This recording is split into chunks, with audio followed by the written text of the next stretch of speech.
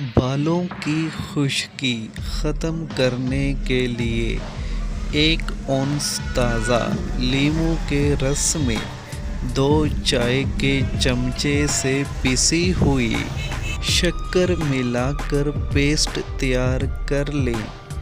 بالوں میں 5 منٹ تک اچھی طرح کنگھا کرنے کے بعد اس پیسٹ کو بالوں کی جڑوں میں انگلیوں کے پوروں کی مدد سے نہایت نرمی کے ساتھ جلد تک مساج کریں۔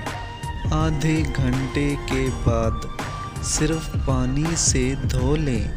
ہفتے میں 2 بار کے عمل سے سر کی خشکی سے نجات مل جائے گی، بال بھی مضبوط اور چمکدار ہو جائیں گے۔